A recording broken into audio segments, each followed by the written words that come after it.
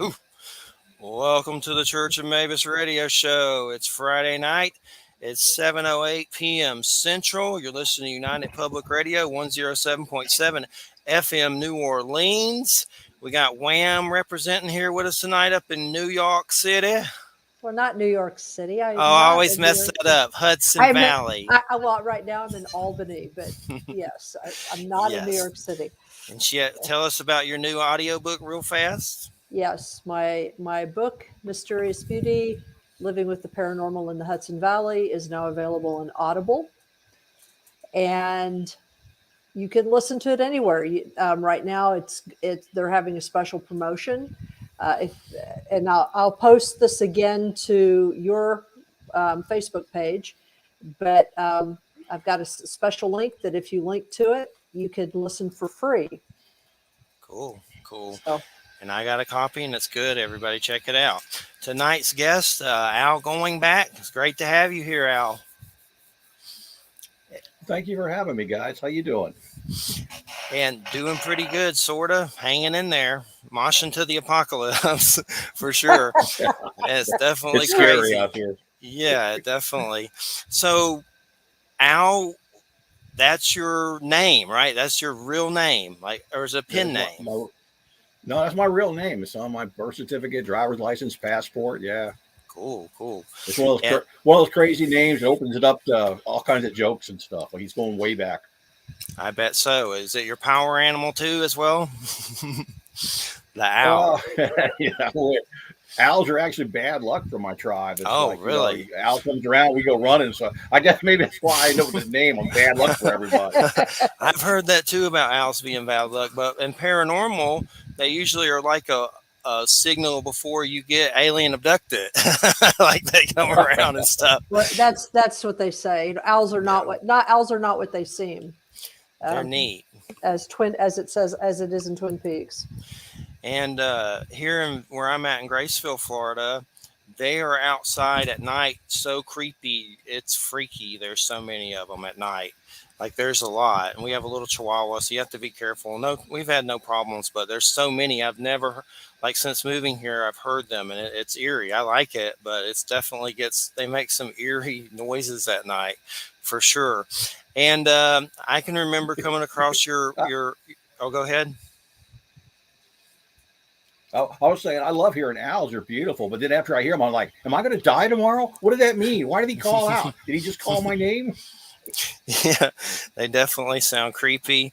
Well, one of the big reasons why I do this show, just to give you the breakdown, because I know you deal with supernatural and you like paranormal and cryptids and things, is when I was younger at 17, I went through testicular cancer and had to go through chemo and lost one in the war.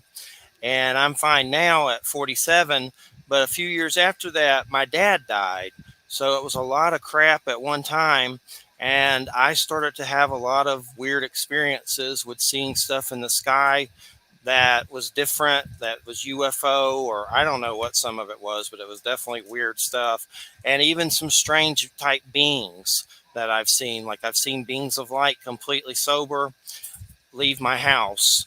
At Silver Lake in Marianna, Florida, I went outside and turned, and it was like two were in there and had flown out and left. I don't know if they were deceased loved ones, aliens, or angels, or what they were, but somehow that suffering opened my senses, I think.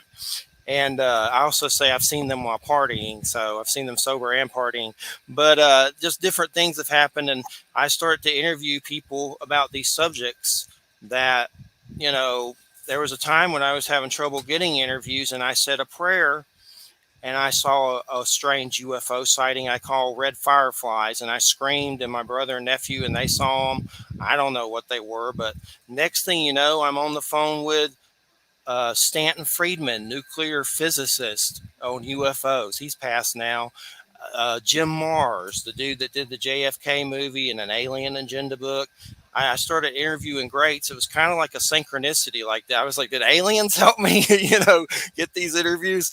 I don't know, but it was just weird. So that's when we do the show. Just weird stuff happened to us. So you're in good company for sure. And Wham, she could Very go on good. and on about weird stuff that's happened to her on Yeah. many different levels.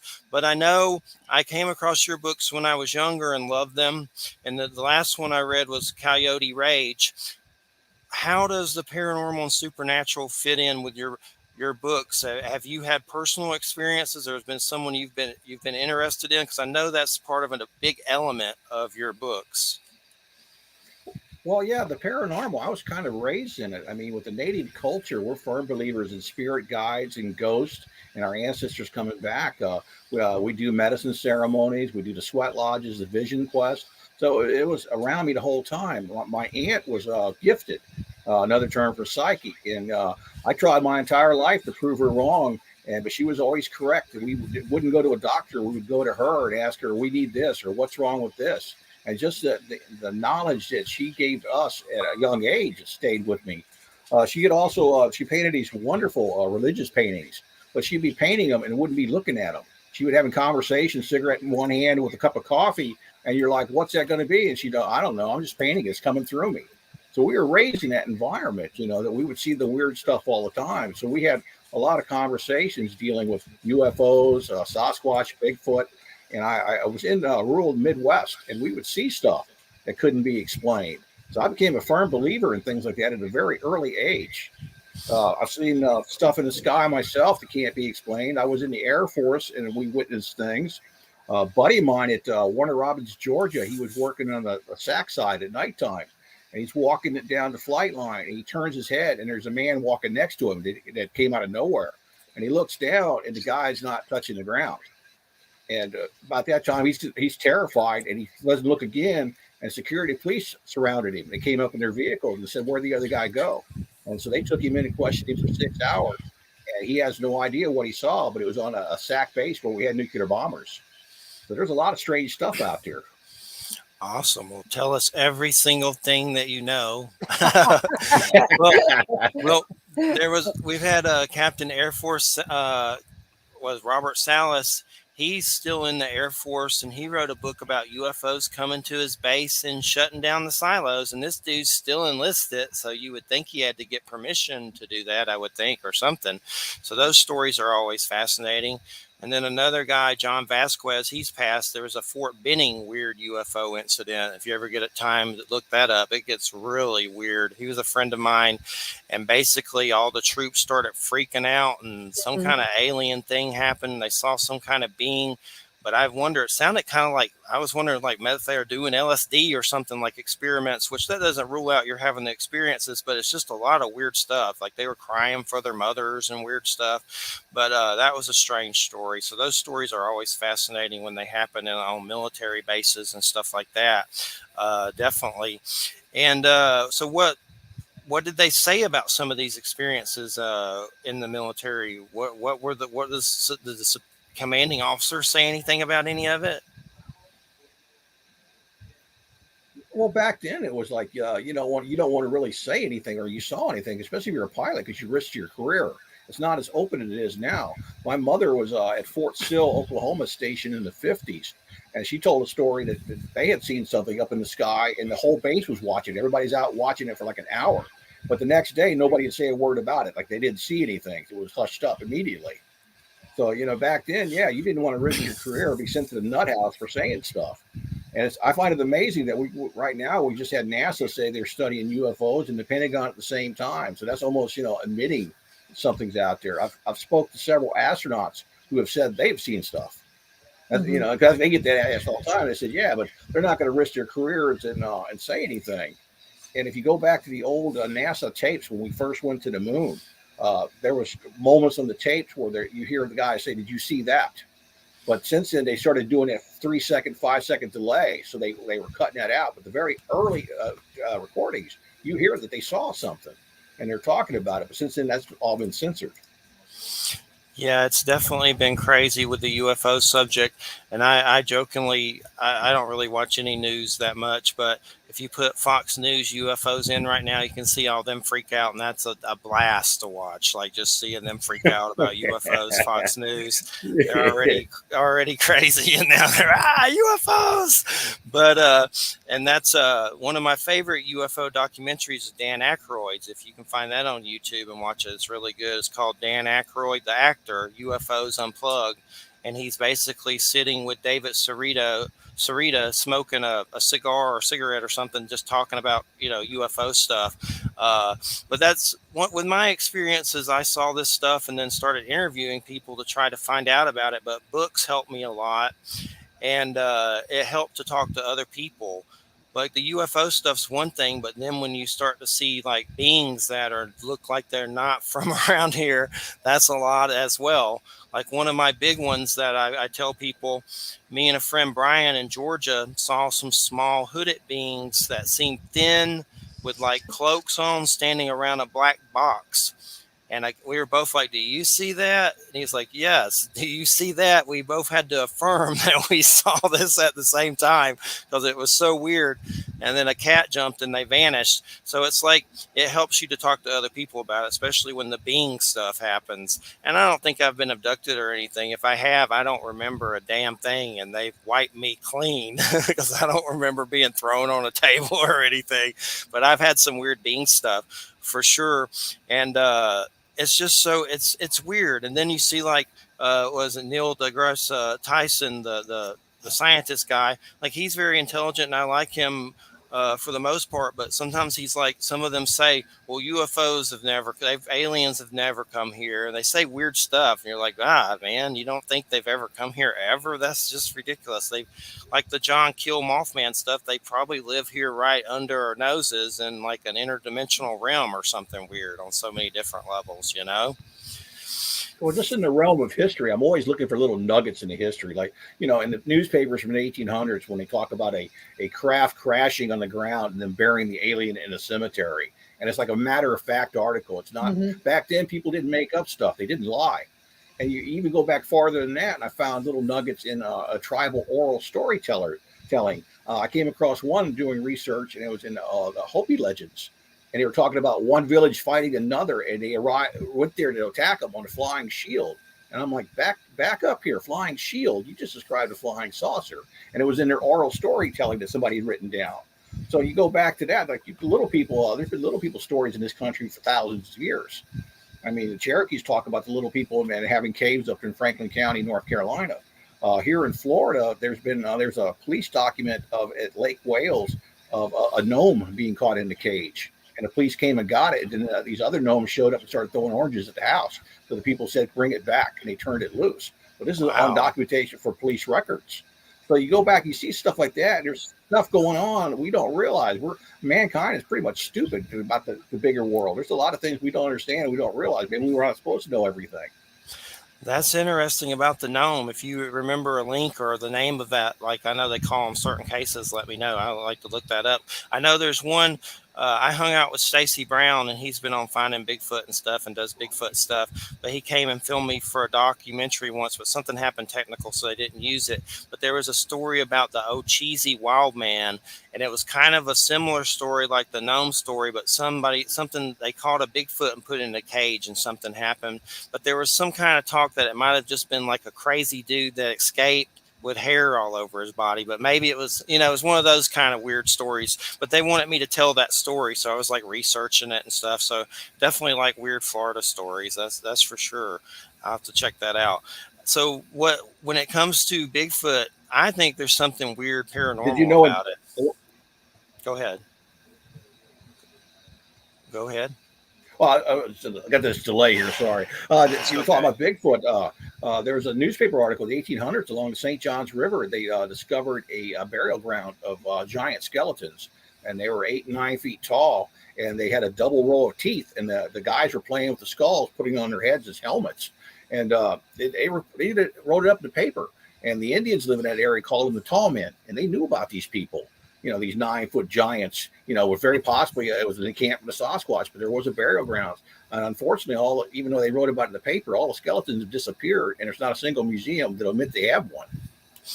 I've heard different stories like that for sure. And so, what do you think about Bigfoot? Do you think there's a paranormal element? I know there's some people think it's just physical only. Do you think there's something, some mojo to it? It seems like it to me. There's something that's just different.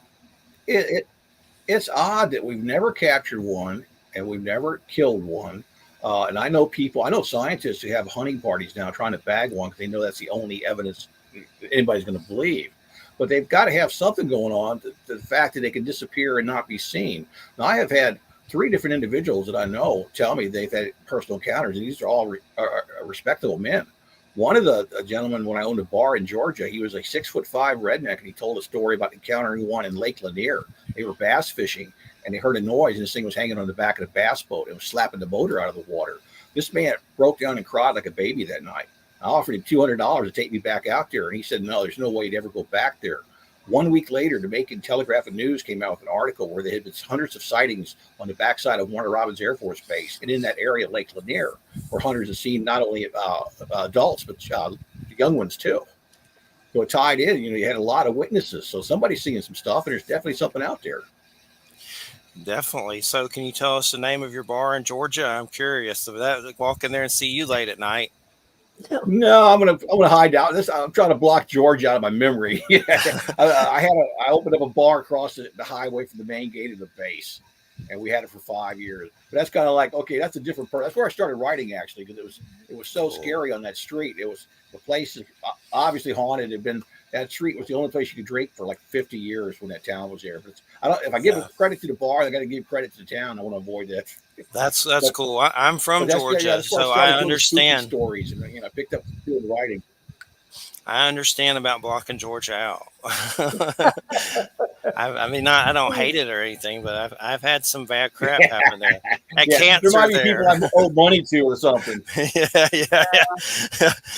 But there's a lot of my experiences happen there. I had some pretty damn weird ones there for sure. A lot, and I've had some here, but there was some weird stuff there for sure. And so, what about Coyote and Hairy Man? Is that Cherokee or is that I know there's a folklore tale like that where like Bigfoot's hanging out with Coyote. I forget which tribe it is, though. I'd have to look it up. Coyote's more of the Southwest.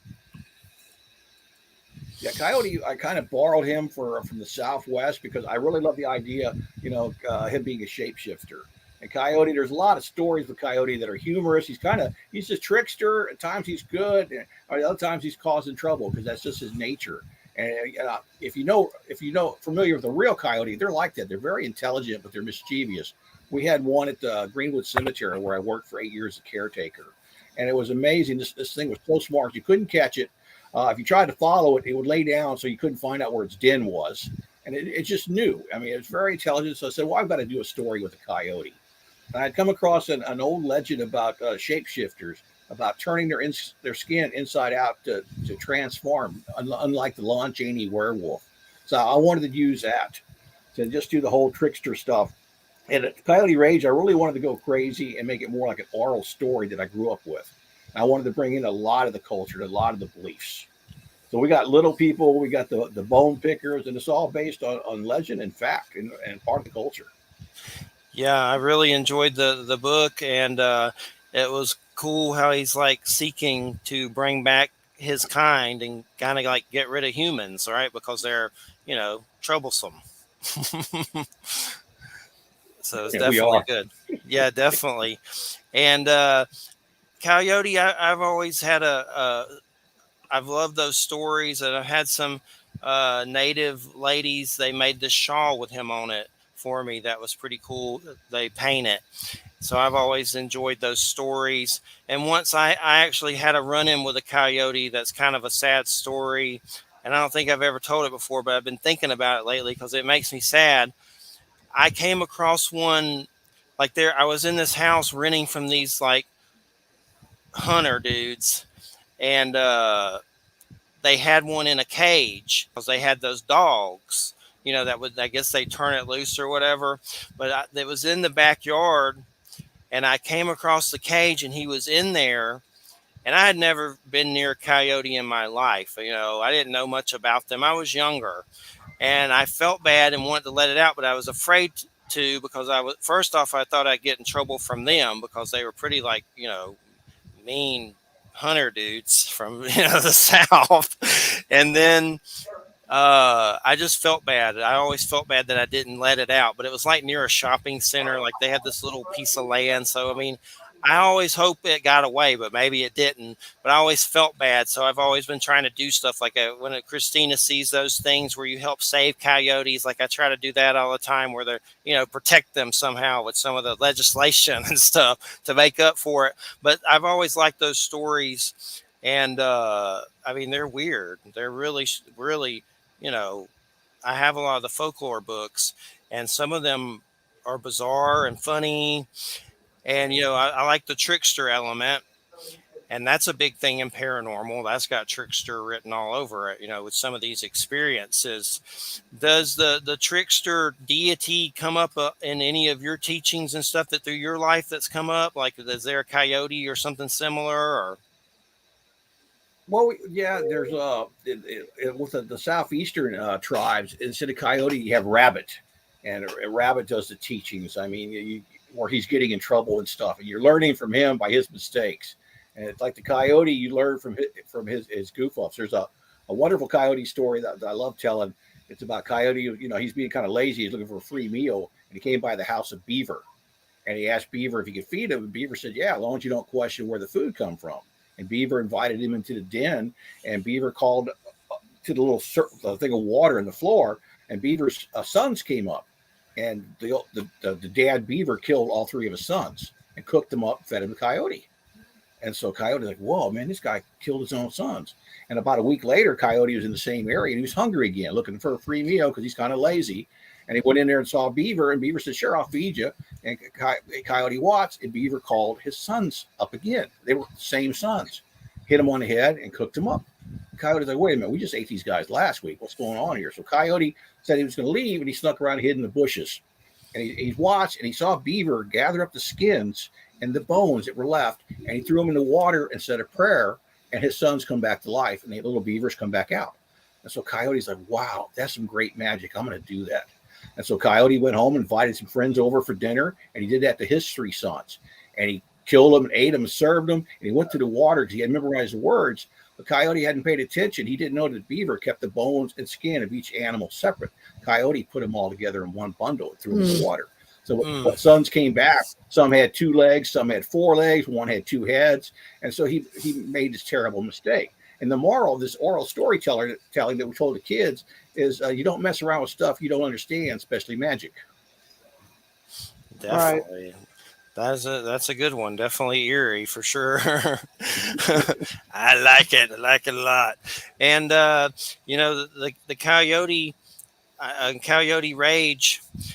There's so many different elements. Is that something that you're going to continue later doing? Like, is there going to be more anything attached to that in the future?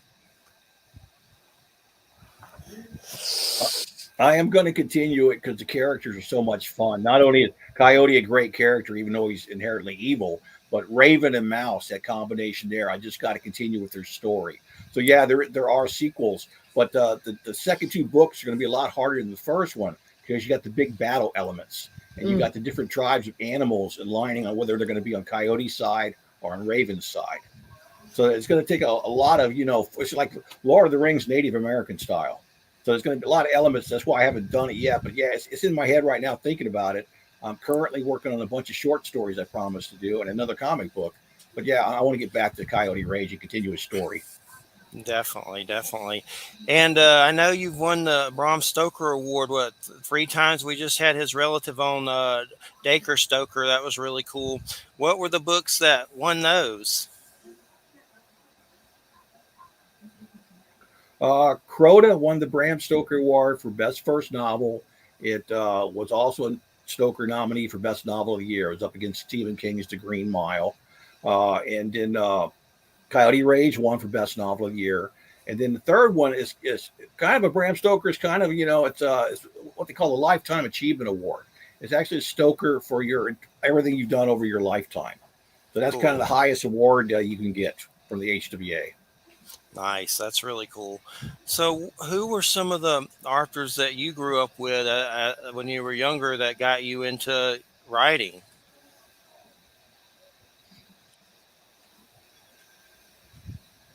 Well, of course, we all, a lot of us started with Edgar Allan Poe. I mean, Poe and Lovecraft. I love Ray Bradbury. I mean, he was an amazing wordsmith. I can never write like him. Also, Andre Norton did a lot of fantasy and science fiction, so I read a lot of her stuff. And Edgar Rice Burroughs, the John Carter Mars series, the Tarzan series at the Earth Core. I was also hugely influenced by Famous Monsters of Filmland, the magazine. When I was 9 years old, my mother gave me my very first allowance. It was 50 cents, and the closest town we lived to was like 20 miles away. Had a population of 1,200. There was nothing in there, no department stores, but they had a Rexall drugstore and a magazine rack. And I walked in, and there was a magazine covered with images of werewolves. I said, "Oh, I've got to have it." It was 50 cents. That started my lifelong love with monsters and all things scary. Buying that magazine. Cool. And we've had shows about Forrest Ackerman. There was some paranormal documentary about him that some weird ghost stuff happened after he died, and there was like a documentary about it on Sci-Fi or something. We had a show about him, but he's the guy that designed that magazine and everything. And something happened weird where he passed away, and then he was like doing tricks still from, and they were weird, like weird ink would show up and weird stuff, and uh, it was pretty interesting for sure. And I know that you had known Scott Marlowe and cryptozoology, and he had been on the show in the past, and I know you were friends with him, and he's passed. God rest his soul. And I know you said something about doing like a cryptid panel with him or something like that. That's you've been into cryptids. Yeah, I did several with him. I did some at Spooky Empire and at their convention, and I also did at Phantasm. I was actually, I think I was the first person to invite Scott to Spooky Empire. He was a wealth of knowledge, and I just wanted to get up there and play 20 questions with him so I could hear some of his stories. But every year we would do the cryptid panel. I'd get Scott, I'd get Mark Muncy from Erie, Florida, and we just get up there and have a blast. I mean, we do an hour panel and didn't want to stop talking. He has some great stories. So yeah, it was a pleasure. I mean, Scott Marlowe is a great guy. I mean, I miss him. His presence is going to be missed in the conventions because we learned so much from the man. Yes, he sent me some of his books, and he signed them and everything, and we had him on. And there's been a lot of greats from the fields. Another guy, Scott Martis, he passed. This dude would get in his boat and hunt down sea monsters. He's been on the show, but yeah, I remember Scott. I've had Scott on the show, and I believe I written interviewed him before, and he sent me some of his books. But definitely, do you remember any of the cryptids? Were they in Florida specifically, or just everywhere? Well, his Sasquatch sightings, his Bigfoot sightings. I asked him the last time I talked to him. I said, "Well, where exactly did you see this?" I mean, Ocala National Forest. He said, "No." He said, "I saw it right there where Winter Park, Florida exists, right along in that area, Castleberry. It was where 436 is." He said, "Back in the day, that was all forested, all before Disney, there wasn't anything there." So he saw the creature there. Now he also researched the Lake Wales water monster out of Lake Clinch. He called me one time because I was at Greenwood Cemetery on the caretaker. He said, "Do you have a certain person buried there?" And we went and looked and said, "Yeah, there was. It was the guy who died in 1926."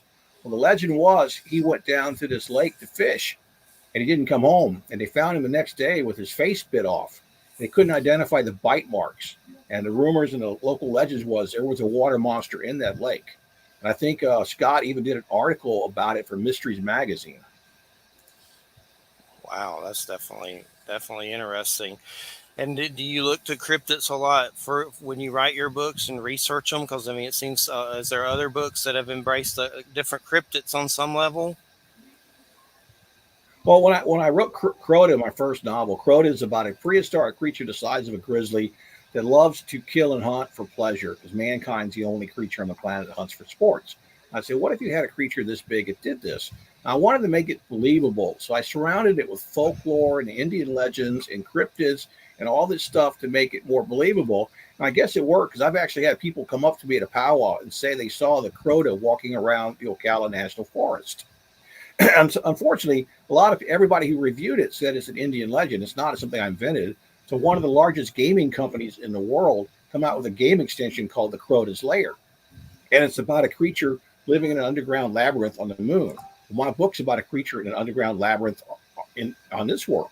So I'm sure they were inspired by my stuff and figured it was public domain because it was Indian legend, not realizing it was something I had invented entirely myself. And I know it says in your bio, and you've said this, that you would go, you lectured throughout the country on customs and folklore of American Indians. What kind of gig was that, or was it always related to your books? No, no. I just, even before I did the books, I looked around, and the native culture at the time, there was hardly anybody doing the teachings, and non-native society was ignorant of the culture. That's always been the case. There's always fear and misunderstanding because you don't know anything about it. I said, well, and what they were teaching in schools wasn't accurate. So I started lecturing for free in grade schools and high schools and public schools and Boy Scout camps and YMCA, just so somebody could go out there and put the stories out there. The kids are very receptive because nobody had bothered to do that. Of course, I used to upset the teachers, and especially in grade schools. I'd walk in, and a lot of times in November was a big month for studying Indians. And I'd go in here and say, well, I know you're studying American Indians in class, but I'm here to tell you what you're learning is wrong. I'm going to tell you the truth. So I did it just Nice. for the love of doing it. And I did that long before I ever published the stories. At the time, I was still writing martial arts articles. I was just getting into fiction. But I figured, I never charged a single school. I would never charge a grade school or a child because, the knowledge was given to me, and I've got to give it, I got to pass it on. It's very cool for sure. And when it comes to writing a book, did it take you a while to do your first book? I wrote some in the past, and I haven't wrote any in years, and so they seem like a real big pain in the butt. And my biggest weakness has always been editing. But for you personally, did it take you a while to finally get that first book published? And what were some of the ordeals? Well, luckily, when the first book, the first novel, I already had an agent because I had sold two children's books.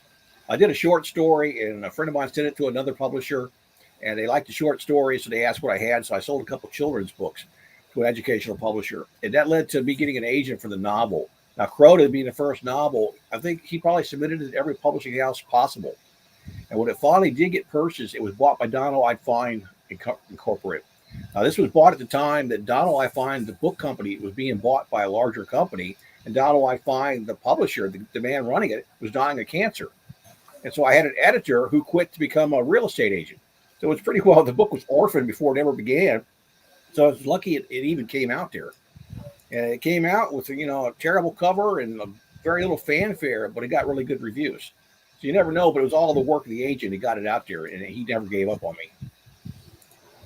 Very cool for sure.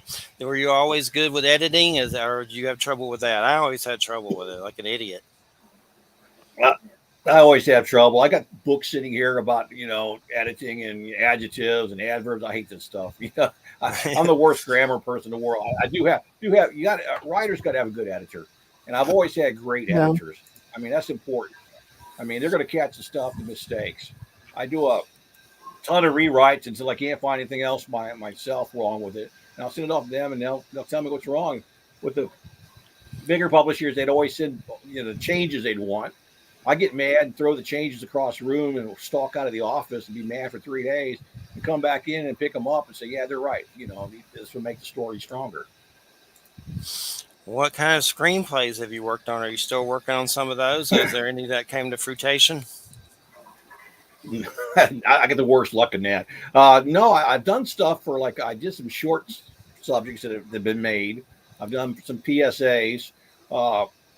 I came really close a couple times. I had a screenplay based on my novel Evil Whispers.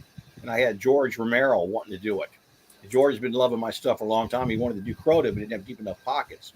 So we pitched the screenplay and the novel to a film company. It took 5 months to set up a conference call with George and the producer from the film company, my agents, and it was in California. And in 5 months, the producer hadn't read the script. I have George A. Romero online, the guy, Night of the Living Dead, who will do the movie for 5 mil. I said, hey, you're going to make your money back in just DVD rentals out of the machines. So the guy was like, well, let me tell you what. He goes, I'll go home and read over the weekend, call you on Monday. And he never called on Monday. He called on Tuesday, he said, I need another week. Well, during that week, the writer's strike hit out in Hollywood. I couldn't talk to anybody. I couldn't talk to George. George's Diary of the Dead came out, was snapped up by the Weinstein brothers, and they wanted a sequel. So it killed my deal, all because that's what happens in Hollywood. I had the worst luck. I had another one based on my novel Breed.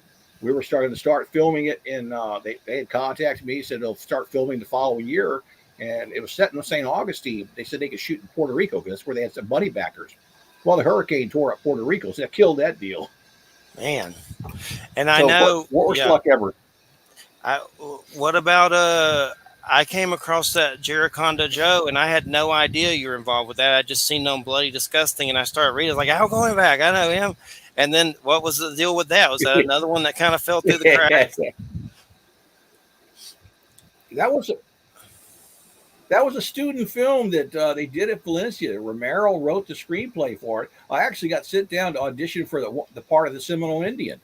I was like, oh, this is George's stuff, And I was kind of worried because I left him a note because it was the Seminole Indian. The story had killed a Florida panther illegally.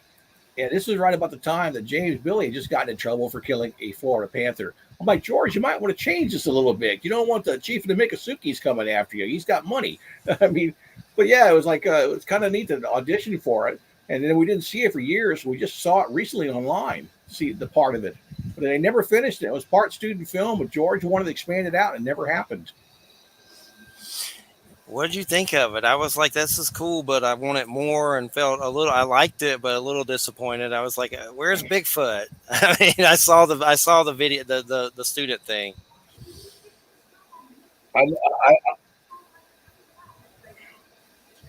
Yeah, they had just gotten basically the live audience TV show thing. We're just getting into the woods with the Sasquatch. I think Rick Gonzalez did the special effects makeup on it. I think he still got the head of the creature. But yeah, they were supposed to come back and finish it, but it never happened. And I heard that there are rumors that George has several movies like that that have been buried away. So hopefully, all his stuff is archived now at, I think, the University of Pittsburgh. So hopefully they'll start bringing some of this out for us to see. Yeah, for sure. And yeah, I mean, I enjoyed it and everything, but it left you wanting more. And then when you saw all the sketches of Bigfoot, it made you want a lot more because the sketches look really awesome. What I saw, the pictures and everything, and that was weird. Is that Jericonda place really in Florida? They filmed somewhere in Florida. I'm not sure where they filmed at. Part of it was like on the backside of the college, but I think the little where they had the festival was somewhere down south a little bit. But I think that was a fictional name. I don't think it was a real place. I just wonder. But yeah, it was interesting for sure. And then I saw you involved, and it's like, that's cool though. You got lots of George Romero stories. That's pretty awesome for sure. What did you talk? You talked to him on the phone, voice. George was a sweetheart. I wanted to work with him. I've talked with him. I've hung out with him at conventions. The first time I talked to him, he contacted my agent, and it was the first conference call with him because he was interested in doing Crota. And every time I saw him at a convention, he would ask about Crota and if I had still had the rights to it. And I'm like, yeah, George, I'm saving it for you. And I was saying, because he wanted to do it, and I thought he could really do it justice because he wanted to do it traditional. He didn't want to do it CGI. So broke my heart when he finally passed away because I was still dreaming of us working together. I just wanted to be in the corner and watch the man do his thing. Yeah, it was definitely a great, and that's cool. At least you got some cool stories and got to meet him. So that's good for sure. And so when it comes to, I guess, some of the lectures in Native history, I don't know. I know there's a lot to talk about with it. What are some memorable things that you usually spoke about to set people straight, like with the history and things like that? And I know there's a lot, but maybe if you could just go over something. Well, I was what some of the things I criticized the artwork done in children's books or school books. They're never accurate. They never picked a tribe. There was always the stereotypical Plains Indian with the teepee, and we're talking Mhm. about the Pilgrims Landing. I'm like, no, they didn't have teepees. I mean, that's a tent for a tribe chasing the buffalo. I mean, the Indians on the east coast of America lived in houses. They had wooden shelters. They didn't Mhm. have to move around. They were farmers. They fished. They hunted. I mean, the Cherokees didn't have teepees. So I would tell these people that I said, this is you're thinking basically you're showing something that looks very primitive, and the kids didn't understand. They was cities when the white man arrived here. I mean, the smallpox and other disease wiped out a lot of the Indians. But I used to point out to the kids, I said, pick up a map and look at the names on the map. I said, all those Indian names were usually places where they lived. I mean, I got maps from the 1700s and the 1800s of St. John's River showing all the tribes where they're located along the river. And people don't realize that. In Florida, they think about the Seminole Indians, and that's all you think about. They don't teach about all the tribes who were here before the Seminoles. I mean, there was dozens of tribes throughout the entire state. And when the Spanish came, not only did the disease affect them, the Spaniards wiped them out. I mean, they Mhm. enslaved them and took them to the islands to work in the sugar field. When the Spanish finally left Florida, they took about 80 Indians with them. That was all that was left. I mean, there's actually written accounts and diaries of Spanish priests about traveling with the conquistadors and how they would travel with a large pack of dogs. Well, they didn't have dog food, and they would feed Indian women and children to dogs for food. I mean, Uh, these are barbarians. They're looking for gold. And when they left, when the Spanish finally gave up Florida and left, they left their cattle, they left their livestock here. So the Seminoles were, basically the Creek Indians up in Georgia, looking at Florida. They were having problems up there with the white people. They're looking at Florida, this wide open area with these herds of cattle. So they come down and took over and established in Florida. And of course, after they got established, the white people started looking at the Seminoles like, what's these Indians got the state to themselves with the cattle? So they come down and took that from them. But people don't understand the history of Florida. It's so it's so varied and diversified, and there's so much to it. Uh, People like when you hear Key West all the time, they say, "Oh, that's the westernmost island of the Keys." No, it's not. It's the name's based on Key Wesso, which is Spanish for Bone Island. Because when the first people arrived in Key West, it was covered with skeletons. It was a burial ground. So you hear all these weird tales from Key West. Well, that's why the whole island was a burial ground. But this stuff is not taught in schools. I mean, they don't teach you that. In Miami, Mhm. it was common practice back when Miami was first being established. A lot of burial grounds there, native burial grounds, and they would give the skulls away for souvenir or sell them to people coming down to the tourists. They were a nice tourist item. This was common back then. But none of that's in the history books. I tell kids, I said, you need to really understand the entire state or the entire country. I mean, history, it shouldn't be covered over. We may not like what we hear in history, but we should understand it. We should know it. That way, the mistakes and the bad things won't get repeated. Definitely, for sure. And I'd never heard some of those stories, and I'm always wanting to learn about all that. We have a lot on about shamanism and stuff, and that's some things that's helped me when I was going through a hard time with all the cancer and my dad's death. And so I try to get on a lot of different people about that subject. And it's just something healing about it. But these stories, learning the truth, is definitely, is definitely fascinating. Have you ever wrote anything about the history of any of this stuff, like in a book in written form? I put them in my stories. I consider myself more of a oral storyteller than a writer. I try to write the same way the elders, my ancestors used to teach the kids. They didn't give them books; they would share a story, and the lesson was in the story, and the story entertained, and you got the lesson, and without realizing you got it. It was like putting candy coating a medicine and giving it to a child, and you just throw it out there. If I write nonfiction books, a lot of people are not going to pick up a nonfiction book. You're going to, oh, I don't want to be educated. This can be boring. But if I put a little tidbit in there, a little story, a little truth in the story, and you're enjoying the story, and I've got some monster chasing people all over the place, and there's blood and mayhem and just a lot of gore, they're being entertained and they're being educated whether they like it or not. They're not realizing they're learning something too. So I'm more of a storyteller than a writer, and I've always been that way. Definitely, and you can definitely see it in the books. Let me see. I think I've read like four of your books. There's a few a couple I need to dig for on eBay and get that I missed. And didn't you do some? I saw something. You do comics too. Didn't you do some Batman thing at some point? I saw you talking about that. Well, Or I was one of eight writers selected for the DC Writers Workshop. It was a 13-week course. I think it was 2016. I was picked, and we spent 13 weeks online, learning the comics. At the end, I wrote a comic for them. I actually wrote a Poison Ivy comic for them, and they were like, "Why pick a villain?" I said, "Well, guys, Poison Ivy to me is not a villain.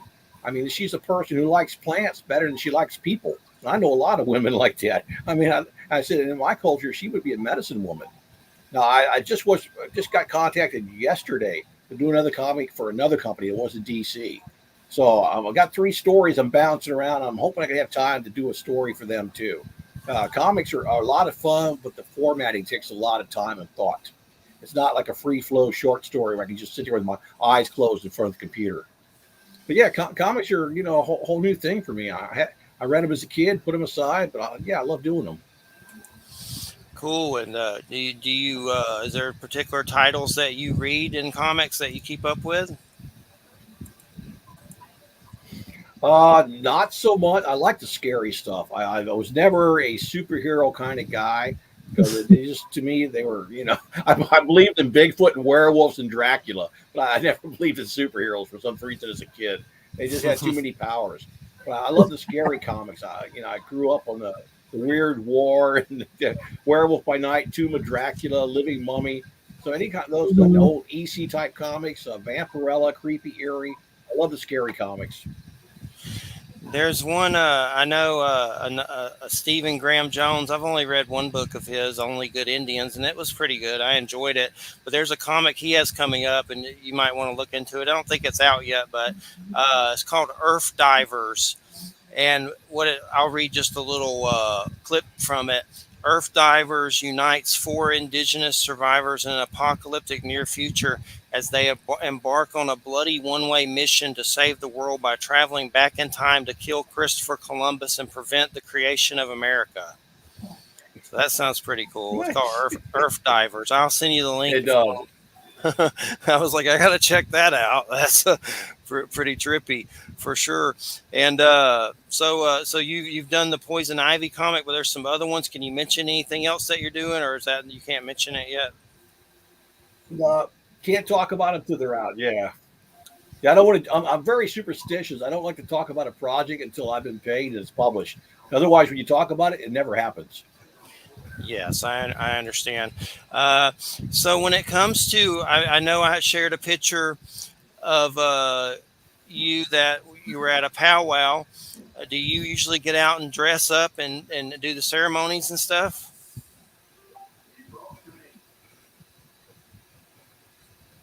I do. I don't dance as much as I used to. I think that photo was from a veterans dance at the Mount Dora powwow. Now my sons do the full regalia. They made their own stuff. They're beautiful. They're fancy dancers. They still got the energy. I'm getting old. I'll do one dance at a powwow now and call it a day. But yeah, I do dress up, not as much as I used to back when I was 30, because I've been doing this a long time.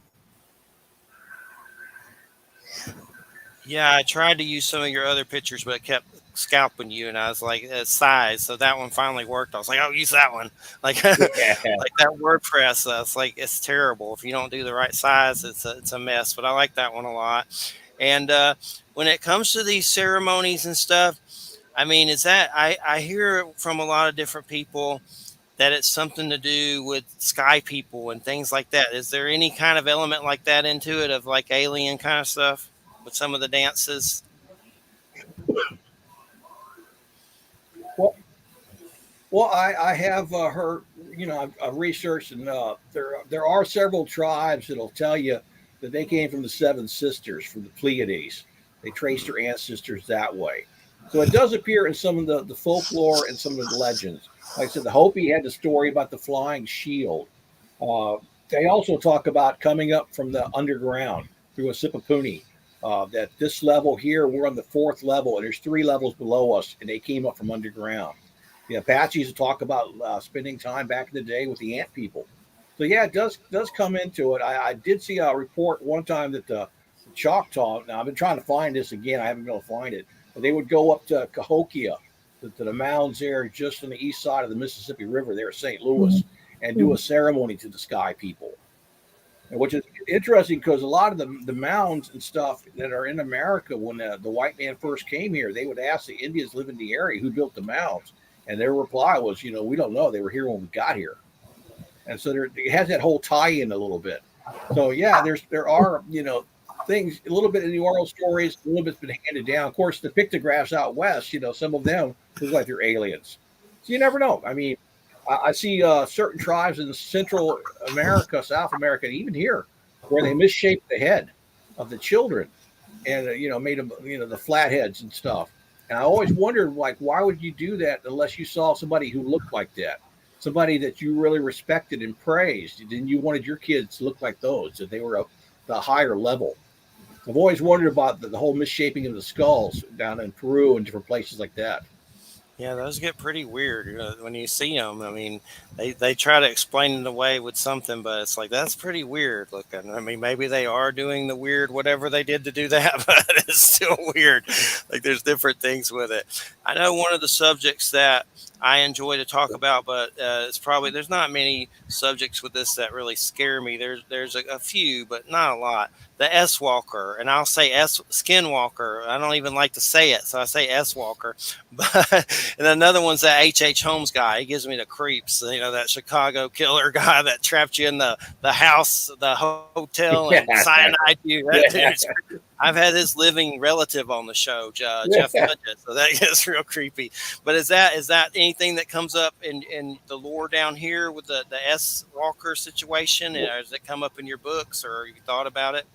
I kind of like what kind of briefly touched upon that when I did Coyote Rage with the Skinwalker.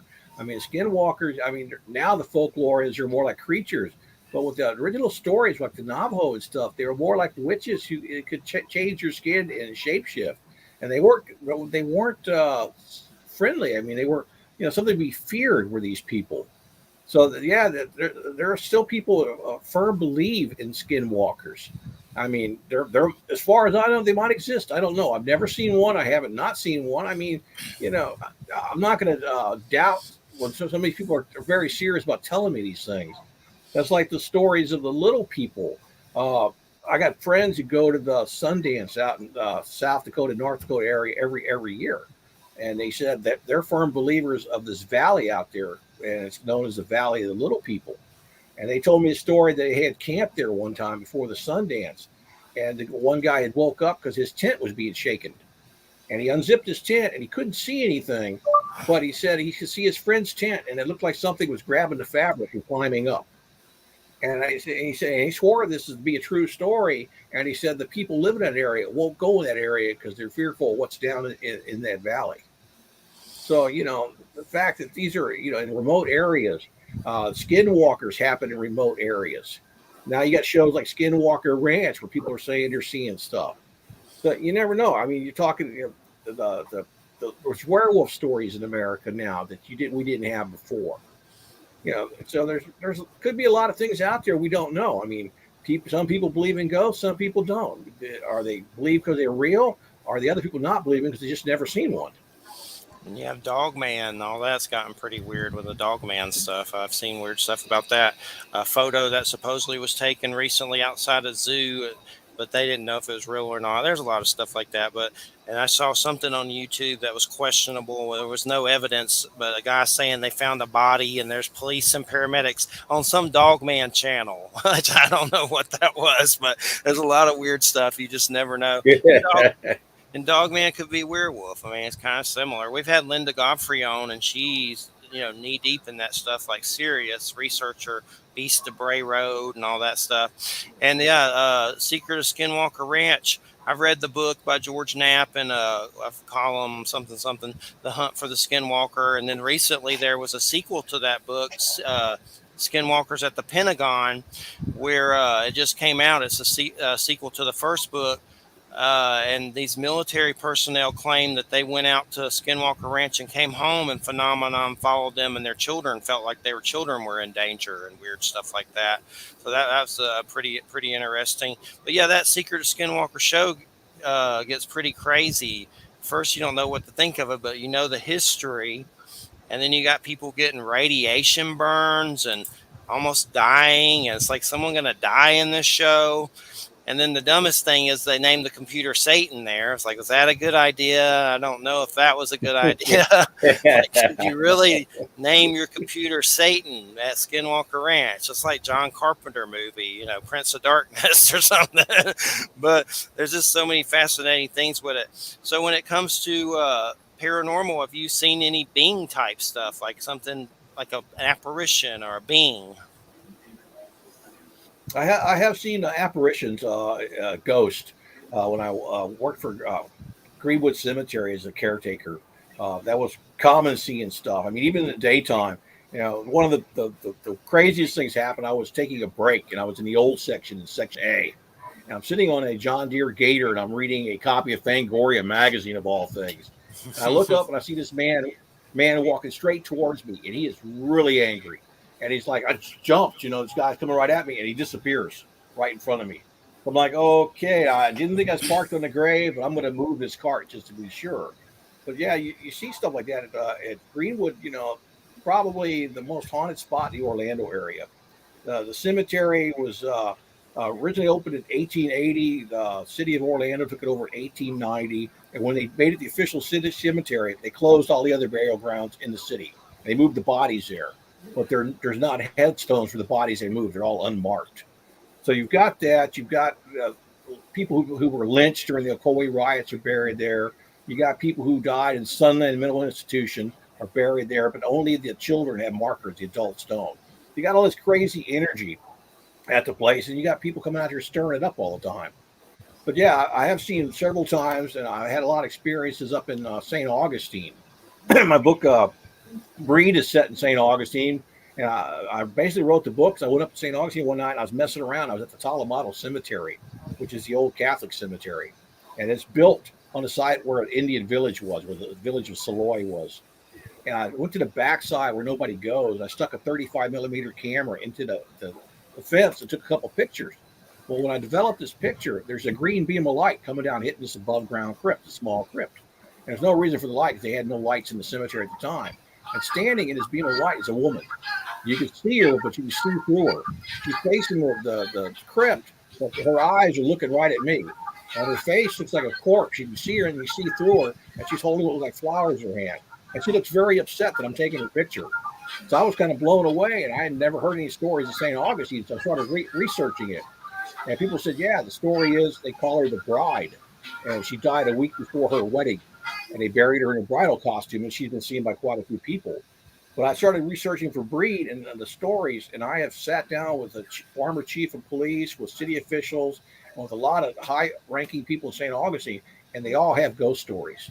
And they're all very much believers in the spirit world and ghosts of St. Augustine. I'm not sure where that music came from. I heard something. It sounded like a Britney Spears or something. I don't know. No, it was Yeah, it I was know. it was my friend's ringtone. Oh, okay, okay. I was just like, what the hell is that? Wham's up there with a lot of It's tribes. aliens. I know. Wham's up there with a lot of tribes. What tribes you are up there? Yeah. Well, the nations that I have been um, the nations that I have been connecting with are the Haudenosaunee, mostly Seneca and Mohawk, and and um, the Muncie Esopus of the Hudson Valley. I guess they're more broadly called Lenape. A lot of them don't refer to themselves as Lenape because they see Lenape as a language family, a part of the Algonquin language family, and it's too general. But at least the people that I know, and some Mohicans. I have a Mohican elder who is a pretty good friend of mine, um, and some Abenaki that are further north, and then one of my teachers is Micmac. So it's more northeast, um, up into Canada. Um, and they have a lot of stories that are similar in some ways to what Al has been talking about, although they're also different in some other ways. They do have stories of the mounds actually, and stories of where the mounds came from, and they insist that the specific mounds, like the mound complexes in the Hudson Valley specifically, and some of those in Virginia, if you go down into the mid-Atlantic states, that they know precisely who made those, and they did, in different waves of people. But that doesn't count all the other mounds in all other places. Obviously, I Hmm. mean, if you look at Gregory Little's Encyclopedia of Mounds in North America, I don't know, there were like 66,000 sites or something at one point, so, and all different types, so it just, yeah, I mean, the Muncie in the Hudson Valley, the mid Hudson Valley, at least I think on the eastern side of the river, but but certainly on the western side of the river, like on Overlook Mountain, which is the mountain that's right, sort of the backdrop of Woodstock, the actual town of Woodstock. Some of those structures are actually pretty recent, and they were some of the petroforms were made right before contact with white people, which would have been in the early 17th century, early 1600s. So, so the people that have survived there, that are still there, they have a pretty good sense of what those were, what they were for. They don't always, they don't always share the lore with white folks because white folks haven't been very good to them. So, you know what I mean? It's like this is secret stuff in a way. But there are certainly a lot of stories that would lend themselves to storytelling on a wider basis. There's a book that's called um, Iroquois Supernatural, which is a collection of stories, scary stories. I've interviewed them. But yeah, the scary story. I think that they were up. I think I was with you, and Okay, I think cool, we cool. did the show It's together. a good one Yeah, for yeah, sure. yeah, Yeah. yeah, and it's got a lot of scary stories in it. So a lot of monsters, but these are stories that have been agreed upon that they can be shared, sort of generally, and they're not stories that a lot of people know, but there are a lot of they're stories about the flying heads and the good and bad little people, and curses and water manitus and horned serpents. There's a lot of horned serpent stuff, um, and and then further north, they don't really talk about the Wendigo. The Haudenosaunee don't, because that they have different beings that they talk about.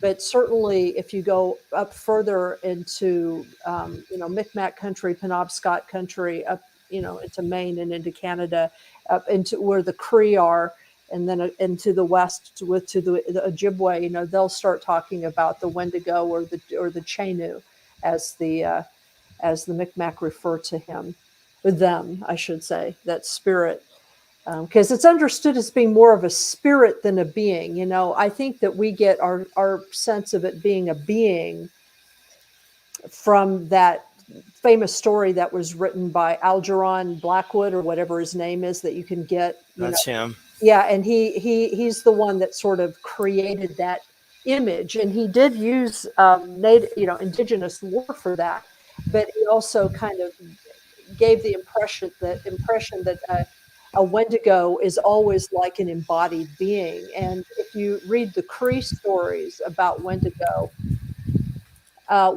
can be far more elusive than that. Wendigo can be a spirit, it can be a mood, it can be a trend, it can be something that strangely possesses a person or an animal or a place at a certain point and then moves around. It's almost like this weird um, It's like a pathogen almost. And there's a wonderful collection of Hmm. Wendigo stories from the Cree that's called, the collection is called Where the Chill Comes From. That's the name of the book. And you get to see all the different ways in which the Cree talk about Wendigo. And it's actually, the way they talk about Wendigo is creepier than the story Algeron talked about. Uh,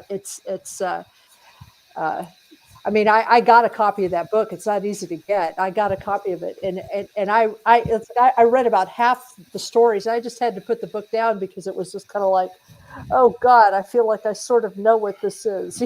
I know what this feels like. You know, um, and it follows people around. It follows people around when they are greedy or when they are too afraid or when they are desperate. It sort of follows those those feelings that people have when they let their guard down, and they It's what. creepy. Yeah, it is. It is. It's very creepy. Clarice turns you into Hannibal Lecter. Well, sort of. Yeah, sort of. But I think it's also a way of just expressing, some of the realities that people who live very close to the land and sometimes in very harsh circumstances, how they learn how to live together and sort of cope with things that are physically and psychologically difficult from time to time, and having these relationships with the natural world. It's just interesting. But I think that there's a lot of fodder for stories. I mean, I've thought of a lot of stories, but I haven't decided for myself whether I'm really comfortable using native materials to write some of these stories, because I mean, I do have indigenous stuff in my background, but I don't like come out and say I'm indigenous, because do I look it? No, and I didn't grow up with it, so I don't feel like I can really sort of tell stories in that idiom. But um, there's certainly a lot of really fascinating ways of understanding human evil and suffering and heroism and what love means, and there's just they're great stories. You know, they're great stories. I've heard it called Watiko or something, like some book was called that, Yeah, yeah, or something. it's Wetiko. Wetiko is how you say Watiko. that. Wetiko. Yeah, there are like four main Cree dialects, and so depending on sort of which dialect you're using, how you pronounce it is a little bit different. But then there's another book that's called it's a book that was done by the Anishinaabe and the Ojibwe, and it's called the Mishomis book, and it's kind of like a creation book.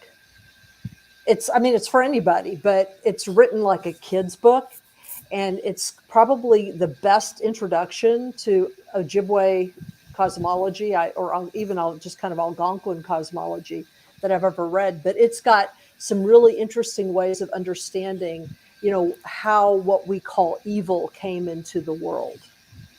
And it's got a very specific story about Bigfoot, who Bigfoot is, where Bigfoot comes from, what the purpose of Bigfoot is in the world. It's it's. I mean, I think these. I think I agree with Al. I think these stories should be known. This stuff should be known, not only because it's part of the history of where we're sitting. I mean, obviously, but they're just great stories. They're stories that have they certainly have changed my life. Listening to these stories. Um, Definitely, definitely, and I've always had an admiration for the culture. And I've had some strange things come up. Like, I can remember younger days a mushroom situation. Not to go into too much detail with that, but I saw some native ghosts, and it was like standing in my room, and they were dressed in full attire. Now, it seemed like they were ghosts. I don't know if it was just my imagination, but it seemed like I really saw them with my eyes, and I freaked out and ran out of the house. And my dad, who's passed now, he never drunk booze. He never did drugs, never did anything. He claimed he saw a chief ghost around the house in Georgia. And so I know there's some Cherokee stuff, but like I said, the DNA stuff's so weird. I did see a picture of my great grandmother, and she was like, "Wow, she looks like for sure." She had dark skin, and look, their clothes even look uh, native. But and there's another thing that's happened that I've talked about before that's weird. I would have a dream of like it looked like a western or movie or something, but it was a preacher hanging a native, and I would wake up and sometimes have a crick in my neck. And I was always like, well, I hope I was a native in a past life and not the a-hole preacher. Like, I don't know what it was, but there's always been weird stuff, dreams and things. And I don't know what any of it means, but I love the knowledge. There's just something powerful to it. It's of the earth. That's why I like the shaman topic. It's helped me, deal with things. And when you do shows like this, and shows like, with the shaman topic, I feel like it raises consciousness and helps. So that's why I like it. And that's why I enjoy it. There's just something powerful to it that feels good and feels right. And I've always said with the UFO and paranormal stuff, go to the American Indians because that's the place to go to learn what it really is. A lot of the white folk stuff is just fear based. Some of the stuff is scary, but a lot of it's just fear based crazy. And maybe there's some truth to some of it, but there's crazy stuff in UFOs with the white folks like David Jacobs, who's been in trouble doing hypnotizing people and doing weird stuff to them that he shouldn't, assault and stuff like that. But I've always said when it comes to the paranormal, definitely the American Indians is the place to go, and I found comfort in that to deal with my experiences because God knows I've probably gone nuts and have PTSD from some of the weird stuff I've seen. Uh, and just recently, me and Christina were living at this house. She's a nurse, and we were taking care of her grandmother who transitioned now. We're doing hospice stuff, and a lot of stuff happened in that house. A glass blew up. That was really weird. I'd never seen anything like that. A crystal glass. We had something hit the bed late at night, and I got up with a flashlight looking around. I thought something fell off a shelf. Nothing fell off a shelf.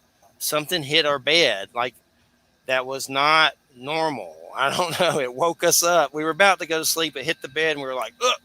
And I got up with a flashlight thinking something fell. Nothing fell. There was no pets in there.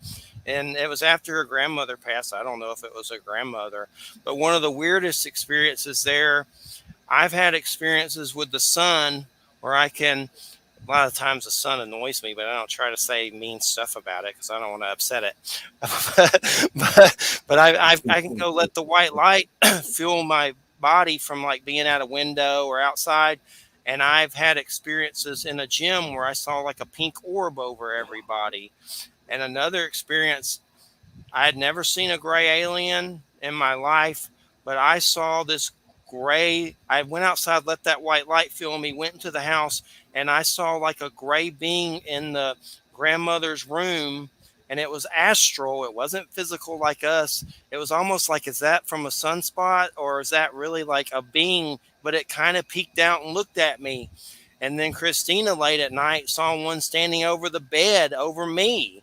It looked like a gray that was kind of insect looking. And we've always wondered if it was like, draining us or something parasitical or something, but I don't know what it was. But there's been a lot of weird experiences. But like I said, the native culture to me is the place to go where you can learn about it and learn truths about it. And it's not so toxic as, white folk ufology. But so I guess what are some other? Oh, go ahead, Al. Well, with the native culture, the one thing I've noticed, if you go to powwow, you're sitting talking to native people. If they say, if somebody tells you, "Well, I just saw my grandmother's spirit last night," nobody laughs at them because it's so ingrained and believed amongst the native people that we believe that the spirit world is closer than you think. It's not some far off place you go to. That the spirits and our loved ones are still here with us. They're watching over us. They're helping out. You mentioned seeing stuff in Georgia. Well, I wouldn't be a bit surprised about that, and I wouldn't doubt you because Georgia, being home in a Cherokee for so long, and then being their ties to that land and being drug off from their homes and sit on the Trail of Tears. So yeah, I imagine Georgia's got some very powerful spots and a lot of spirits there still, because they're that's their ancestral home. It's been there for a long time. I mean, they didn't want to leave that. So yeah, if I'm going to see, I can just see up, especially up in the mountains of Georgia, places there that are still considered sacred, where ceremonies have been done. There's a lot of energy in Georgia. I mean, Oh yeah. the fact that all these people were forced out and a fourth of the population died on the Trail of Tears. I mean, yeah, that's a lot of energy, and that connects a lot of stuff to the land. I mean, that's both good energy and bad energy going on. So yeah, that's pretty powerful. Right. Definitely, definitely. And I remember, like for 4-H, we went to Rock Eagle or something like that. It was like a mound in Georgia called Rock Eagle, I believe. I'd like to go to some more mounds. I have that Gregory Little book, which is like a cool encyclopedia of Native American mounds. I have it right here in Earthworks, which is pretty cool. It's kind of like a phone book for all those things. Yeah, it But I is. like, it's a good one. Uh, so when it comes to uh, native secrets, you got any more? I got to be careful about what I share, what I put in books. I mean, when I did like certain ceremonies in Crota, I made sure that I didn't put anything that hadn't already been in print somewhere else. Right, And I right, didn't want to get in trouble with the right. tribal elders, but I still made this old medicine man very nervous. I Hmm. touched about stuff, and I was like, "Well, it's been in print. It's already been out there, Or James Mooney talked about this in the 1800s. I said, so I didn't want to get in trouble, give away tribal secrets, and I changed enough that nobody could say, okay, you described the pipe ceremony. Let me go out in the woods and do this word for word. No, I'm not going to do that. But yeah, I made a few people nervous, but I always double checked on things like that about giving away Right, secrets. right. I might hint at them. I might put some stuff that's general knowledge, but yeah, I'm not going to have anybody where they can open it up as a textbook and do ceremonies. Right. Well, what I think is interesting about James Mooney is that you occasionally do run into some really intense stuff. I remember he's got this one, I can't remember which one of his books it said. I remember when I read it, my eyes kind of popped out. But it's like a prayer. He actually recorded word for word a prayer that someone gave him or that he heard, that was a, a prayer that was said to summon a horned an uktana, a horned serpent, as a Yeah, protection or a revenge against um, the priesthood of one of these mound cities. And it's really clear that it's in there. It's a curse. And I remember when I read it, I was like, "Oh, it was like, boy, I'm glad a lot of people that are reading this don't know how to do this because anyway, yeah, you do have to be careful with stuff like that. That's part of the reason why, when I tell stories, like I do tell some stories, some native stories in my book, Mysterious Beauty, because I'm talking about the Hudson Valley and sort of like the layers of paranormal narrative and experience. And so one of the first human layer, obviously, is the indigenous layer, but I don't tell anything that either hasn't been published or I haven't been given permission to tell. And I'm very clear about that, So I know I came across that Thunderbird and Horned Serpent story, and there was a identical almost one in the India type lore that's very Garuda and something else. And that's a pretty weird story of like reptilians being underground and thunderbirds hunting them and being enemies. And you could see the same similarities from different cultures with these same beings. That's pretty cool when you come across stuff like that, and I love Norse stuff and things like that, and the native and the India stuff. I don't know much about it, but I've come across some pretty weird stuff where they're like intermingling their deities with Thor. Like there was some weird thing I came across. It was like one of their dudes was hanging out with Thor from the other situation from the Norse. So it gets pretty neat. Uh, and I've always found the fact that maybe Vikings and natives met on some level interesting, which is possible. Which well, I it mean, well it did happen in Greenland.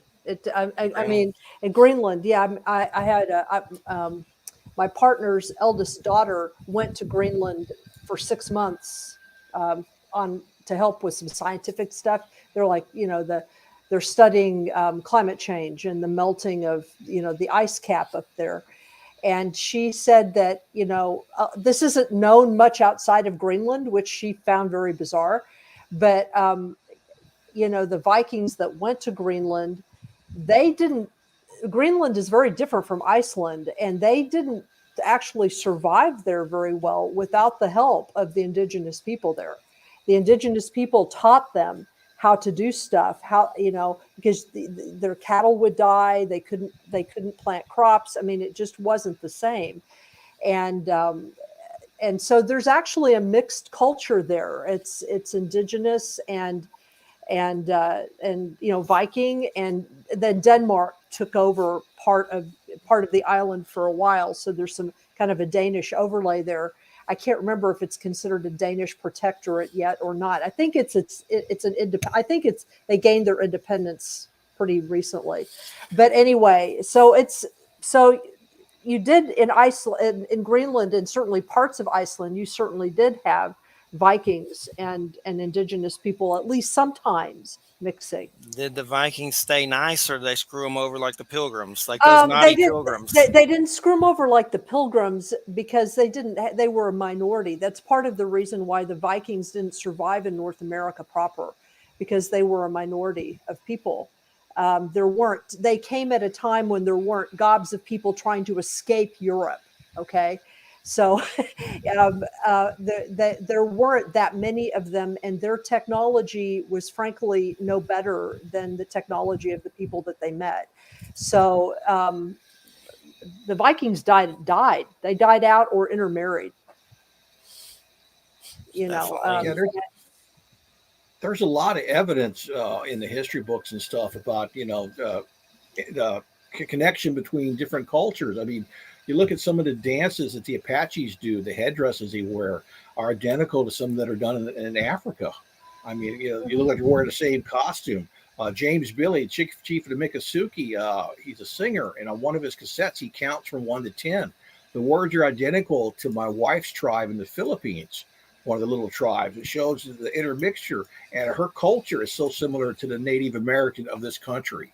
It shows that people did intermingle more than we thought back in the day. The Florida Calusa Indians had double hull canoes that were seaworthy. So there was a lot of this going on, this travel. It may have been a small amount, but it was enough to do the interchange of knowledge or of language. And some of this does mix up. I was shocked when I knew that the Miccosukee and Titirai in the Philippines had some of the same words. It shows that one time in history there was a connection. There was, maybe one person made it here or a couple people made it there, but it did happen. What was that singer's name? Was it James Billy? James Billy, yeah. I looked it up. It said that Seminole Tribe of Florida politician who chaired. He did songs too. He's got several cassettes out. He's very good. He was a gator wrestler too, one of the best I've ever seen until took his thumb off, and his wife wouldn't let him wrestle anymore. Wow. Did you see that, or is that just history? I saw him wrestle. I didn't see that, but I saw him wrestle a 9-foot 3-inch alligator at Rollins College in Winter Park, Florida, and he wrestled it in a tank of water, so it had the advantage to the gator. It was the biggest gator ever. What's the funny thing is, the night before, I'm sitting on the tailgate of its pickup truck, and it's nighttime, and I look, and there's this huge gator coming out of the back of his truck. I'm like, "Oh, James, get your gator." Now, James told me a story I'm going to share. It was kind of amazing. People where Disney is the town of Kissimmee, and people laugh if you pronounce it Kissimmee. They'll make fun of you. But the story that James Billy told me at Rollins College, he said back in the day in the Seminole War, it's the Second Seminole War, the men used to travel with the women, the Indian, the Seminoles. And one day they were left their women at the river. Said, "Go ahead, make dinner. We're going to go fight these white guys." Well, they lost against the white guys, and the soldiers knew that the women would be close by. So they tortured the men, and they found out the location, and they descended upon the camp with the women, intending on raping and murdering. And this one woman stood up, and there is no word in the Seminole language for rape. So she said, "Kissimmee, Kissimmee." In other words, do what you want with me and let the others go. And they did. They let the others go, and they raped and murdered her. Now, she was renamed because of what she did. They called her Kissimmee Billy, and she's buried down in South Florida. This is the chief of the Miccosukee Indians that told me this story. So the land where Disney sits with the high ticket prices and taking money from the tourists is actually sitting on Rape Me, Florida. Well, that the ironies never cease. That's by the Yeah. by the way, just so you know, Al, I sent Jeffrey the link to where you can get where the chill came from. It's called Where the Chill Came From: Cree Wendigo Tales and Okay. Journeys. I sent it to him. I sent it to him. Oh, very I looked. cool. I looked up Jim Billy, and the first thought it came up with big alligator. I'll have to Good check song. it out. I'm not. I grew up with R. Carlos. I always have trouble saying his name. Is it Nike? Nike? Nakai? He Nakai. does Nakai. Nakai. Okay. Nakai. Love his Nakai. music. And then was it Redbone? But I'm not familiar with too much more, so I'm always open to more native music for sure. I like it. There's Superman. I've heard of that. I have. I have Yeah, heard Superman. Superman is I dig it. great. I love him. He's great. There was some. Best hip hop. I forget that. What was that show? Reservation Dogs. Did you get to see that? All that we had talked about it some with Al, and you saw it when. But there was some song about fry bread that was funny. That was those little two small dudes, and I forget their names right now. Funny Bone and Mike or something like that. The little dudes that are in that show, but they sing. That's pretty good. They did something on Howard Stern, Rain Dance or something, and it was one of those shows where you sing, and he was one of the judges. But they said afterwards it started raining outside when they did it. But they're in that Reservation Dogs show. Is pretty good. It's by the New Zealand guy that did What We Do in the Shadows and that pirate show that was just on HBO Max. Our Flag Means Death. I don't know if they're bringing that back, but I know. Let's see. It's we start at five. We stop at 5 minutes till. It's 34 after. What kind of movies did you grow up when you were younger? I mean, what were some of your influences in horror or any kind of movie that you grew up with? Well, let's see. That was back in the day when we had 3 channels. So I watched a lot of creature features. We had once a week. So I got to see some of the old classics with Boris Karloff and Bela Lugosi. Abbott and Costello was on every weekend. So I watched all the Abbott Costello and all the Bowery Boy movies. And so I grew up with the comedies and the horror. And I love the creature features. We had our guest host. They had the creepy guy who introduced the movies was a guy named Seymour. So it was Seymour Presents. So Nice. a lot of some of the original Frankenstein and stuff I didn't get to see until later in life because they didn't show them on TV. I had to be happy with whatever I could see. So I remember like a Saturday morning, you started with a Evan Costello movie and the Bowery Boy movies, and you moved into a creature feature with often had Godzilla or something. So that's the kind I was raised on. And then in the afternoon, every day after school, you come home and get off the bus and you run in and watch Dark Shadows, the TV series. Yeah. Wham's seen every one of those. I've seen a lot of bunch. Not, I've seen a little bit, but What of Dark Shadows? Yeah, Yes, I have watched every single episode of Dark Shadows. Yeah. It's like 1,000. It's like 1,243. I have them, but it's been I've Wow. just been watching these like greatest hits with Barnabas. That's just like on a DVD or something. Yeah, That well, was pretty interesting. I have to confess that having watched all of the episodes, that I was relieved when it was finally over. I mean, there are parts of the overall plot where it's really good, and really interesting, and certainly some of the characters are good, but it goes through the entire series goes through like 3 or 4 phases, where they've got the big overarching plot lines, and the very last one they just didn't do a very good job with. And then apparently what ended up happening at the very end is that they found out that they were going to be canceled. And so they had like literally 6 weeks to wrap up all of their storylines as best they Wow. and so like the last batch of episodes suck. They're just terrible. But by that time, you're so committed. You've seen 1,200 of them or whatever that you're like, okay, fine. I'll just watch the rest of them. So you do, But There anyway, was that Tim Burton movie. I don't know what he was thinking. It was okay, but it wasn't that great. It was a comedy. I was like, "What are you doing?" well, I think it's more of it was sort of a walk in nostalgia because when you watch Dark Shadows now, it's very campy. It comes off as funny. They didn't mean for it to be funny so much Yeah. then, but it comes off funny now. I mean, because they're especially like in the first couple years before they even really had a proper prop person.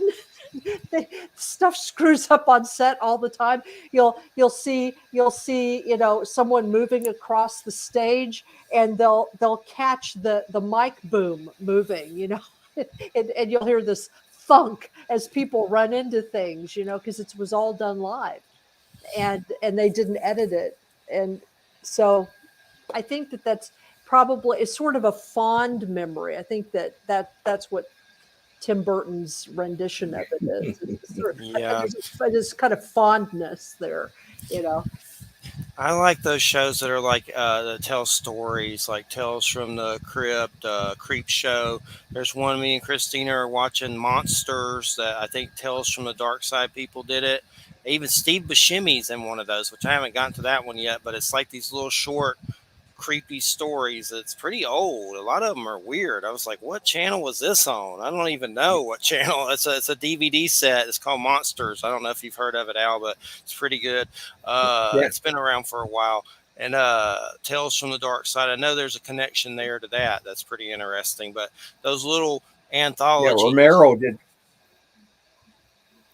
Romero did Tales from the Dark Side. That was his Right, series. So yeah, right, it's pretty creepy. And like Dark Shadows, the best part's the beginning movie and the images.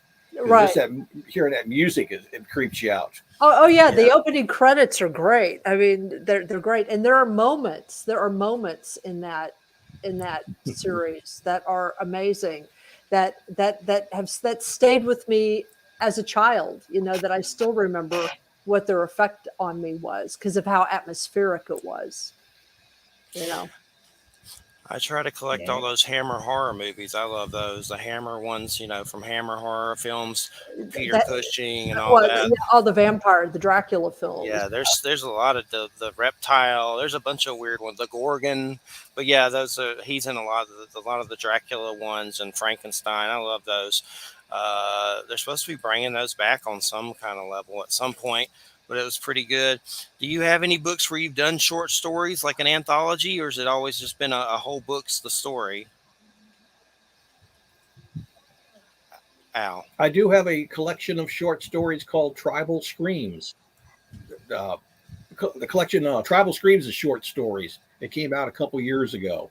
Includes a story, Grass Dancer, which was a Nebula Award nominee for Best Story of the Year. It got a great cover by Michael Broom, who actually works on Creep Show, the new series. Cool, cool, So cool. I'm currently working on more short stories. We're talking about Wendigo. I'm working on a Wendigo story right now because I wanted to do something with Swift Runner, who was Mm, a true person from history in 1890. He was hanged because he ate his entire family, his 6 kids, his wife, and his in-laws. And he said the Wow, spirit of a Wendigo forced him to do it. hmm So I thought that was that's kind of fascinating. You actually had a case where he ate everybody. right. I found I looked this stuff up. I found he's in Murderpedia. That's nice, but I found it. I had Murderpedia. never been to Murderpedia, but apparently it's a place.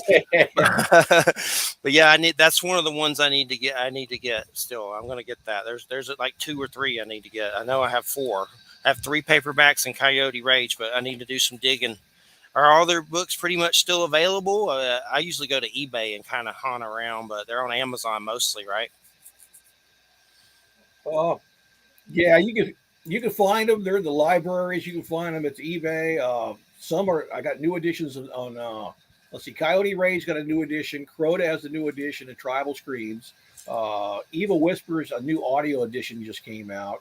They're all available in electronic editions, and then for the original paperbacks, you can get them for a couple bucks on eBay. Cool. I need to dig for a few of them that I don't have for sure and get my fix, no doubt about it.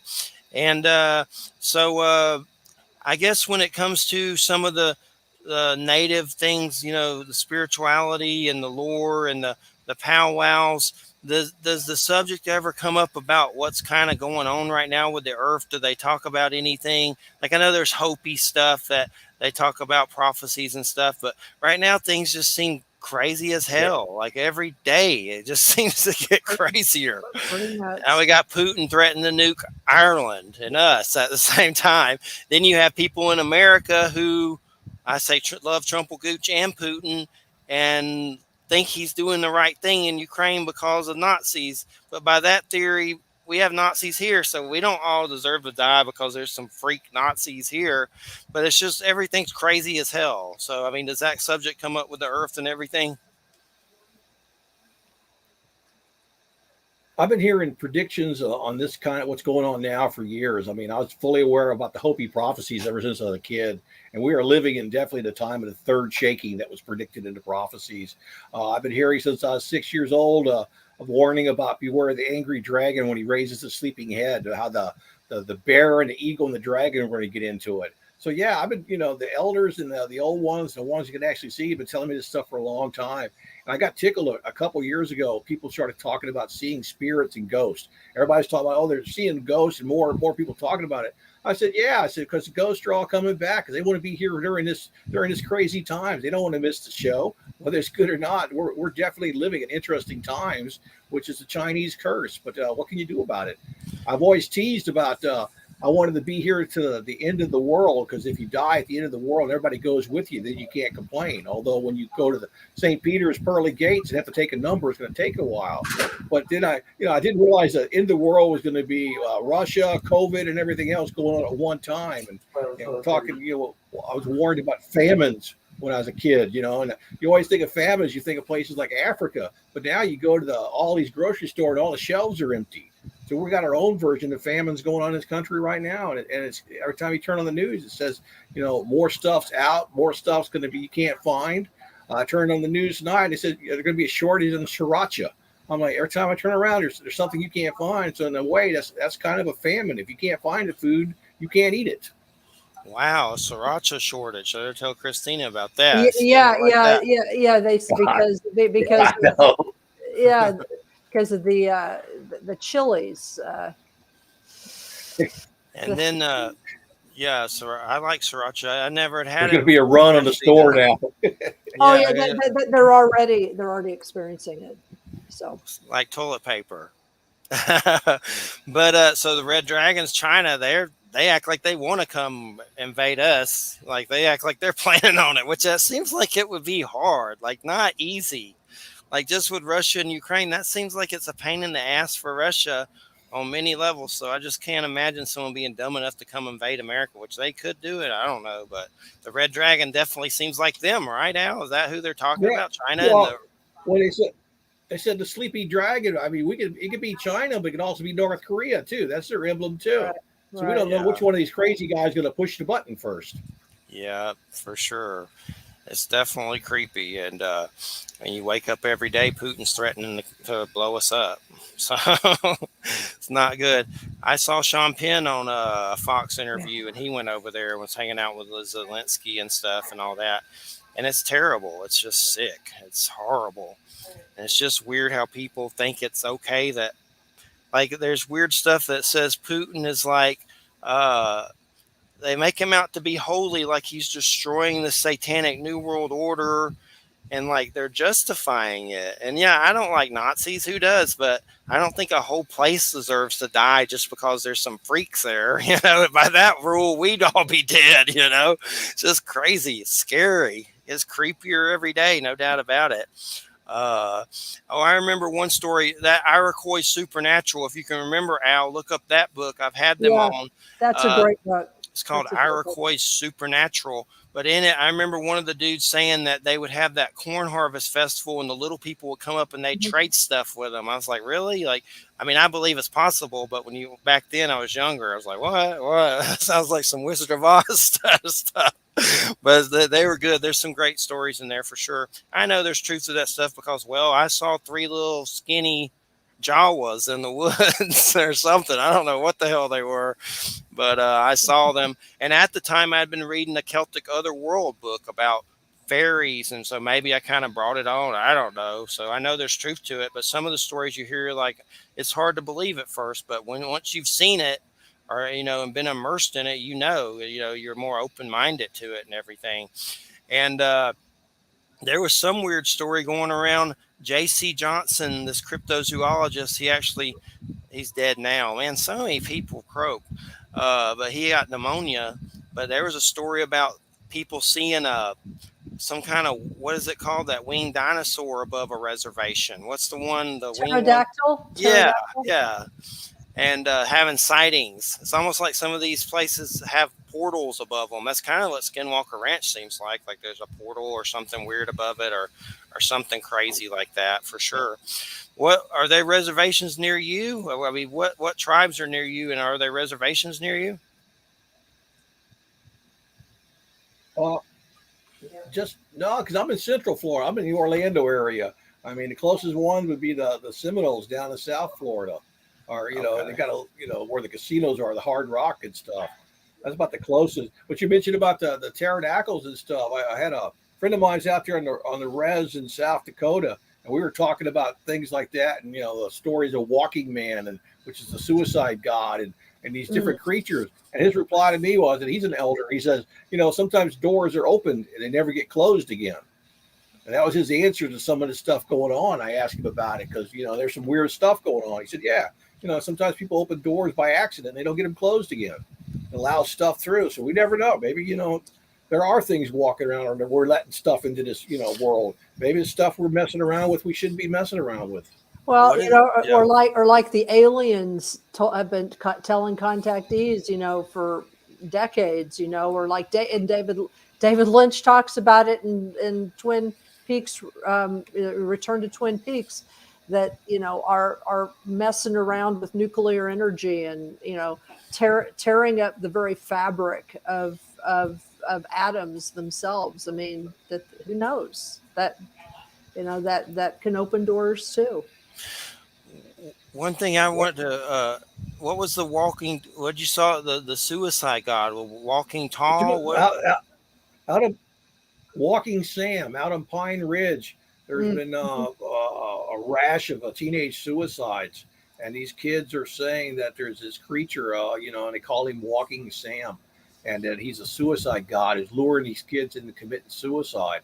And some are even saying he's approaching them through social media using the technology.